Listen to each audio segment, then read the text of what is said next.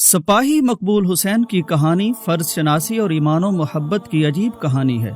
1965 کی پاک بھارت جنگ میں سپاہی مقبول حسین کیپٹن شیر خان کی قیادت میں دشمن کا اسلحہ ڈپو تباہ کر کے آ رہے تھے۔ پشت پر اپنے کیمپ سے رابطے کے لیے وائرلیس سیٹ تھا اور ہاتھ میں مقابلے کے لیے بندوق۔ یہ زخمی ہو گئے اور دشمن کے ہاتھ میں آ گئے۔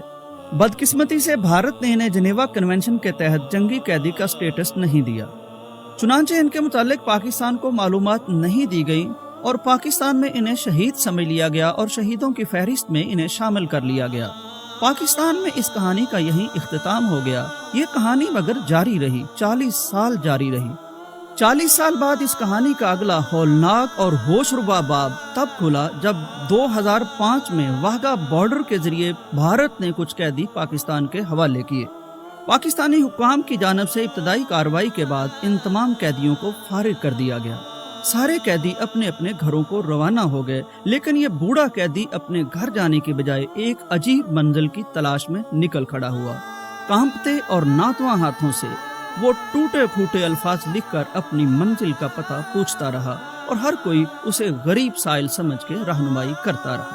اور یوں 2005 میں یہ شخص پاکستان کی آزاد کشمیر ریجمنٹ تک پہنچ گیا۔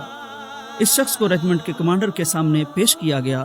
کمانڈر کے سامنے پیش ہوتے ہی اس بوڑھے ناتواں شخص میں نہ جانے کہاں سے اتنی طاقت آ گئی کہ اس نے ایک نوجوان فوجی کی طرح سے کمانڈر کو سلیوٹ کیا اور ایک کاغذ پر ٹوٹے ہوئے الفاظ میں لکھا، سپاہی مقبول حسین نمبر 335139 ڈیوٹی پر آ گیا ہے اور اپنے کمانڈر کے حکم کا منتظر ہے۔ نام اور نمبر کی مدد سے جب فوجی ریکارڈز کی پرانی فائلز کو کھولا گیا اور اس شخص کے رشتہ داروں کو ڈھونڈا گیا تو ایک دل دہلا دینے والی داستان سامنے آئی۔ معلوم ہوا کہ یہ فوجی ہے جو 1965 میں لاپتہ ہو گیا تھا پاکستان میں، جسے شہید سمجھ لیا گیا تھا، لیکن وہ شہید نہیں ہوا تھا بلکہ بھارت کے قید خانوں میں 40 سال تک اپنی جوانی کا بہترین حصہ قید و بند میں گزارتا رہا۔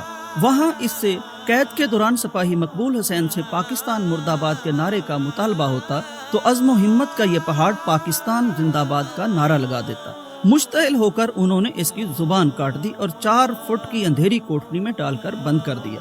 سپاہی مقبول حسین اب اپنی کٹی ہوئی زبان کی وجہ سے پاکستان زندہ باد کا نعرہ تو نہیں لگا سکتا تھا، لیکن تشدد کے دوران نکلنے والے اپنے خون سے وہ قید خانے کی در و دیوار پر لکھتا تھا، پاکستان زندہ باد۔ پیغام ٹی وی کے منفرد اسلوب اور مستند معلومات پر مبنی بے شمار دینی اور تعلیمی ویڈیوز دیکھنے کے لیے ہمارا چینل سبسکرائب کیجیے اور ہماری نئی ویڈیوز سے اپڈیٹ رہنے کے لیے بیل آئیکن پر کلک کیجیے۔